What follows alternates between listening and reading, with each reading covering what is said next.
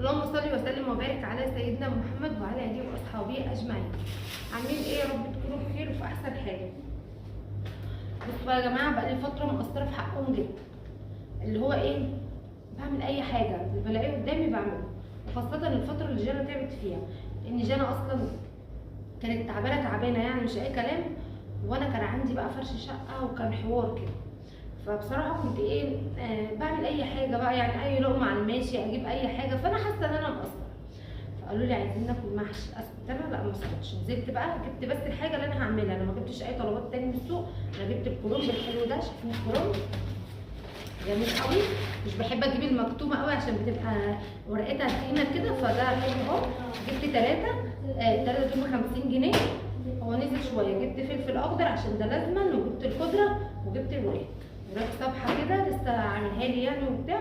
وجيت على طول، والعصر ايه قرب يأذن، يعني دلوقتي الساعه 1:30 تقريبا، وما فطرتش ولا لسه عملت اي حاجه. فهشوف بقى هلحق اغديهم او اسحرهم. الموضوع مش بتاعي بقى، اشوف هنعمل ايه. بس يلا بقى شجعوني لايك وشير وسبسكرايب كده للقناه، ويلا بينا نشوف هنعمل ايه، وهنلحق نعمل الغدا ولا هيبقى ايه بالظبط.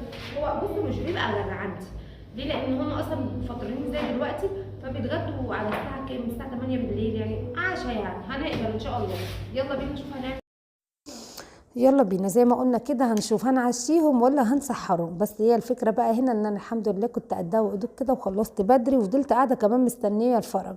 تعالوا نقول عملنا ايه معايا كده. جبت حله فيها ميه، سبتها غلت، وعملت الكرنب بتاعي. ممكن تفصصي الورق كده من بعضه عادي، والكرنب ما كانتش كبيره قوي يعني لدرجه ان انا اشيل الورق من بعضه. فقمت رحت سلقاها كده زي ما هي. حبايبي بقى، انا مش عامله، ما اكون مش عامله المقدمه معاكم في التسجيل بحس ان انا داخله كده غريبه. مش مهم، ما علينا. اهم حاجه دلوقتي انك تحطي لايك وتعملي شير للفيديو، وكمان تكتبي لي كومنت حلو منك يساعدني ويشجعني ويخليني اكمل معاكم. بقالكم كده فتره مقصرين معايا في الكومنتات، بس يلا اخواتي بقى وحبايبي ومش هقدر ازعل منكم. المهم بقى هسلق الكرنب بتاعي، وفي الوقت ده فعلا والله ما كان في نيه خالص ان اعمل محشي ولا اي حاجه. بصوا هحكي لكم القصه. احنا طبعا كان الفيديو اللي نزل لكم بتاع حاله الوفاه ده لما انا اتكلمت فيه، احنا عندنا حاله وفاه. عيب قوي مثلا لما تعملي محشي، ده بيقولوا يعني المحشي ده فرحة، بس بالفعل والله ولا بالأكل ولا بالشرب ولا بأي حاجة. الحزن ده في القلب. لأن يعني وانت لما تاكلي محشي خلاص كده انت فرحتي؟ لا، فيش الكلام ده. كل الكلام دوت عادة، واتمنى ان هي تتغير في بلدنا او في عاداتنا هنا. ما علينا. سلقنا كده الكرنب بتاعنا وقلنا يلا. فضلت كده لحد الساعة 1 يا ولاد، الولاد بقى العيال الصغيرين وكده وماما عايزين ناكل محشي، ما عملناهوش بقالنا فترة وأول مرة يطلبوه. ما كانوش بيطلبوه خالص على فكرة، لأن احنا كنا بنعمله باستمرار، فكانوا بيزهقوا منه. حتى لو ما كناش بنعمله برضو بيزهقوا منه. قلت لهم الله، انتوا جايين تطلبوه دلوقتي؟ طب انا اروح فين؟ خرجت لقيت الحمد لله السوق شغال يعني، واحنا عندنا في كل مكان هنا في سوق. قمت جايباهم والله، وجيت كده قلت اشوف اعمل ايه. ما كنتش لسه فطرت لما كنت بسلق معاكم كده الكرنب ده. فقلت بقى هعمل كوبايه شاي، ونزلوا جابوا سندوتشات، فحطيت سندوتشات بقى اللي هياكل واللي جاب كشري واللي جاب، المهم يعني كل واحد جاب فطار يخصه. انا بقى قلت اعمل كده كوبايه شاي، وحماتي مش موجوده بقى. لما بتكون موجوده هنا بنجيب فطار وبنتلم وبنفطر، لكن انا لوحدي صراحه ما بسالش قوي ان اجهز فطار واقعد، لا مش بستاهل. فعملت كوبايه الشاي زي ما انتم شايفين كده، وهاخد سندوتش وخلاص. حلوه قوي كده، فضل ونعمه يعني من ربنا. ساعات ببقى مش ليا في الشاي خالص، وساعات تلاقيني ادمنته بطريقه غريبه. بس ممكن عشان انا بقالي فتره كبيره ماليش في النسكافيه قوي. بصوا كلت سندوتش بكوبايه الشاي وخلاص، والله استكفيت على كده. خلاص بقى انا مسكت الورق بتاعي ده، غسلته تحت الحنفيه وحطيته على الصينيه كده تاني زي ما انتم شايفين، وبجيب ميه تاني عشان اقطعه بقى برضو ايه اللي هو الشطفه الاخيره دي. ببدا ان انا اسويه كده، وواقف بيتقطع بقى بكذا طريقه. انا قلت اقطع كام واحده معاكم قبل ما نروح ونقعد ونندمج. النهارده المحشي كله برعايتي كامل. قبل كده لما حماتي بتبقى موجوده كانت بتاخد مثلا مني التشت ده، تقعد بقى كده مع نفسها وتقطع لي الورق. تعمل للشبت يعني، برضو بتعمل شويه حاجات كده، ويعني حاجات الستات اللي انتوا الكبيره يعني، اللي هم ايه بيحبوا كده يساعدوا فيها يعني. اعمل مثلا ما هي بتقطعوا لي، يكون انا عملت صلصه مواعين بغسل، ما علينا. بس كده بقى النهارده كان برعايتي كله. خدت بقى التشت ده، ما وقفتش انا وريتكم بس، لكن بصراحه خدته وقعدت بره. خدت السندوتش وكوبايه الشاي وقعدت كده بره مع نفسي قطعتهم. كنت عندي صلصه كنت عاملاها قبل كده، يعني جايبه طماطم وعاملاها وطلعت منها كيس. بصوا يا جماعه، يا خبر ابيض على اللون، تحفه.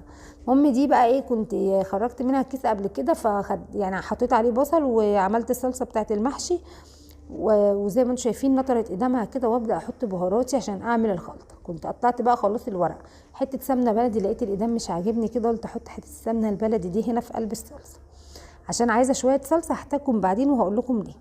حطيت فلفل اسود وكمون وبهارات مشكله وكزبره وبس كده، وحطيت الملح بتاعي. هو الكرنب بيحب الكزبره وبيحب الكمون قوي، وكمان ظبطي ملحك بقى، خليه مظبوط كده، ما تخليش ايه، خلي الحياء مظبوط عشان يبقى حلو، محتاج شطشطه ومحتاج حياء مظبوط. هنا كنت حاطه اصلا شطه على الصلصه وانا بضربها، فحط تاني قرن فلفل كده بقى مع الشبت وكده. حطيت السمنه بقى، هاخد شويه في طبق كده، هم على قد الرز اللي انا اعمله، بس انا هحتاج منهم شويه، هقول لكم ليه في الاخر، وهوريكم هعمل بيهم ايه. هعمل بيهم اكلتي انا المفضله بقى، اللي بستنى محشي الكرنب عشانها. يلا هنزل بكميه الرز بتاعتي وهدي تقليبه، وممكن تشيليها خالص من على النار مفيش مشكله، بس انا بحب اديها كده ايه، تشويحه بسيطه، مش بسوي الرز ولا حاجه. هدي تقليبتين كده وبس، وهطفي عليها النار خالص. وبقى منا بنتكلم في سمنه بلدي وايام زمان وروايح زمان، هو ده زمان، مفيش بقى مفيش هتحطي بابريكا ولا مش بابريكا، كانش عندهم الكلام ده. هو الكمون والكزبره والبهارات المشكله وشويه الفلفل الاسود والسمنه البلدي اللي بتجيبك من اخر الدنيا. هم دول كانوا شويه محشي، انا سميتهم محشي زمان، محشي ستي. انا باين بقول عليه كده بقى، مش هقول مامتي كمان، لان عندي ستي مثلا ربنا يبارك لنا في عمرها ويديها الصحه، عليها شويه محشي من الاخر يا جماعه. لو انا اكلت، وامي برضو، بس ستي الموضوع بتاعها بيروح في حته تانية. بصوا انا هنا سبت الخلطه بتاعتي على ما تبرد شويه، هشوف هعمل ايه تاني. تعالوا بقى كده نجيب الخلاط بتاعنا، ولا كبه ولا مش كبه في الخلاط. معايا قرن فلفل، ويا ريت يبقى احمر هيبقى احسن، بس انا ما كانش عندي احمر، قلت الاخضر يعني مش هيزعلنا. تمام. معايا بصلايه كده حلوه مش كبيره قوي،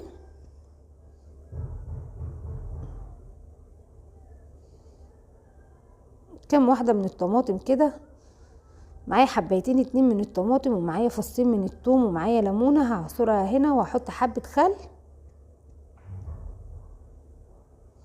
اسهل واجمل واحسن تتبيله تعمليها وتشم ريحتها كده وانت بتسوي الفراخ، والله العظيم ريحتها بقت جايبه اخر الدنيا. كل اللي يخش عليا يقول لي الله بتعملي ايه شامم، والله ده حصل.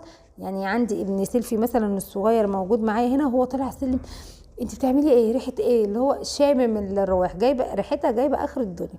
حطيت بقى التوابل بتاعتي، حطيت بابريكا، وحطيت فلفل اسود، وكمان حطيت بهارات بس مشكله والملح.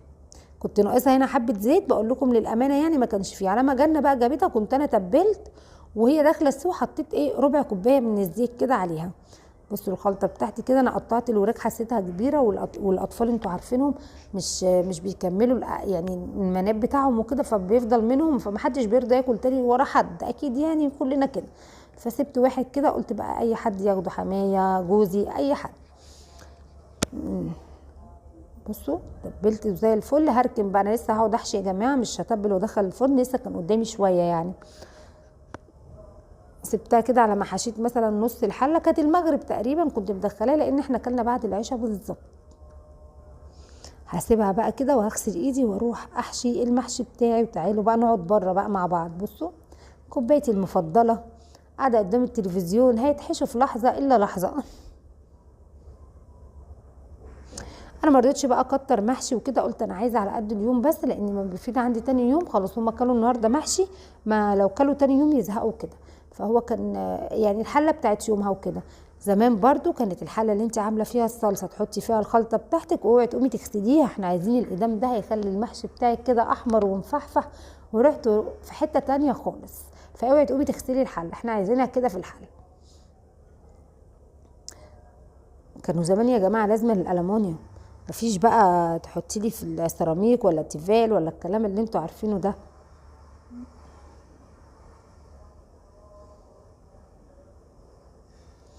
يلا بقى نعمل المحشي واحنا قاعدين. وهنا كانت جنة بصوا بقى عرفاني يعني، هتيجي لي دلوقتي بتقولي يا ماما احشي الناحيه التانية، بقول لها كل واحد ليه طريقه في حشوه، كل واحد على حسب المكان اللي هو عاش فيه وتعلم فيه والكلام دوت. بصوا هوريها اقول لها انت عايزاه احشي كده يعني. طبعا انا باخد اللي هو اللون الغامق ده شويه بسيبه تحت في الحله، وهبدا بقى ان انا ايه هرص بقى كده معايا بالترتيب، بس باخد اول سطر اللي هم الغوامق ده. اللون الاخضر يعني بتاع المحشي على فكره. بتقول لي احشي كده، هي كانت واقفه ورايا، هتيجي تقعد جنبي دلوقتي لازقه لازقه وربنا. لو وصلتي بقى لحد هنا اوعي تنسي تحطي لنا اللايك من ايديكي، وكمان تكتبي لنا كلمه حلوه منك تفرحنا. اهو بتاكل الرز، بقول لها ايه في الاول؟ بقول لها روحي اغسلي ايديكي وتعالي. لازما طول ما انا بعمل المحشي ده يا جماعه احمد وجنى ياكلوا من الخلطه. الله يا ماما الله يا ماما. ايه طب استنوا لما يستوي. بصوا هنا بقى جنى